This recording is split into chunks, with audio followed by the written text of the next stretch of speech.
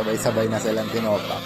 Hi guys, Vince here and welcome back to Drip. With a minimum purchase of 100 pesos, get the sticker of the week plus one random Drip X One Piece collection natin. Ang alaga mo ba yung maliit, mapayat, o matamlay? Pakainin mo na ng protein booster. Ang protein booster ay floating pellets na siguradong makakapagpalaki ng alaga mo. So ano pang iniintay mo? Add to cart and drip checkout mo na yan. Kasama nung pinadala niyang cage, meron siya ditong pinadalang Cerelac. Tinanong ko kasi yung diet ng mga gliders niya. Sabi niya, Cerelac, fruits, and super worm. Same lang din ang pinapakain ko kay Baba. Meron din siya ditong parang small trash bin. Hindi ko alam kung para saan niya ginagamit to. Siguro parang pouch din ng glider pero mukhang trash bin. Ito din, meron siyang pinadalang mga bonding pouches. So, meron tayong isa, meron tayong dalawa, meron tayong tatlo, tapos may pang-apat tayo dito, yung pinaglalagyan na mismo ng mga gliders. So, 4 na bonding pouches. Meron tayo dito mga other stuff na ginagamit para sa mga sugar gliders. I'm sure familiar na kayo dito kung napanood nyo na sinetup ko yung cage ni Momo and ni Baba.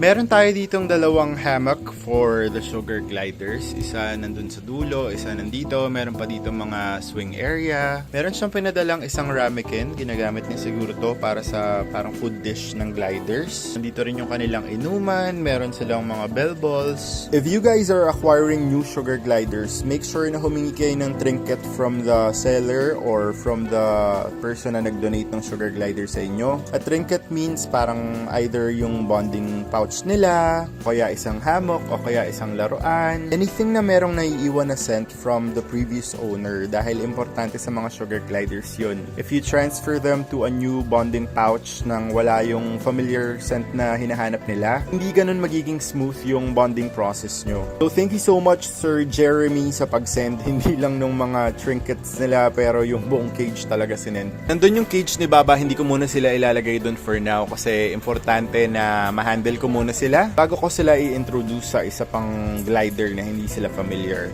So far, hinahawakan natin yung pouch, okay naman, wala namang nagka-crabbing. I am sure na pagod pa to sa biyahe, pero titingnan natin sila isa-isa. Tinanggal ko muna yung bonding pouch nila dun sa cage, nilabas ko muna, and ang una ko munang ginagawa is nilapit ko lang sila dun sa katawan ko para maramdaman nila na may humahawak na ulit sa kanila. Gagawin ko to habang chinecheck ko yung status ng each and every glider na meron tayo dito sa pouch na to. Medyo madami sila, ayan na nakita nyo gumagalaw pa nga yung isa. Sugar gliders are very sociable animals, so magkakahug sila dyan talaga dun sa buong pouch na yun. Try ko ipasok yung daliri ko, wala namang kumagat sa akin, so that's a good sign. Kaya dito sa Drip by Vinci, kahit na mag-isa si Baba, lagi ko siyang hinahandle kasi nga kailangan niya na may nag-hug sa kanya, may sumasama sa kanya.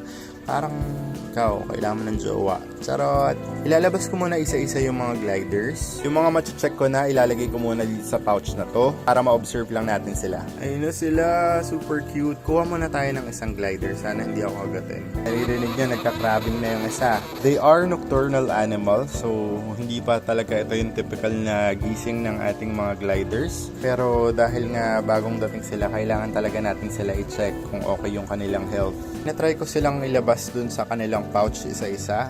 Daming masungit, katulad ni Baba, pero that's okay.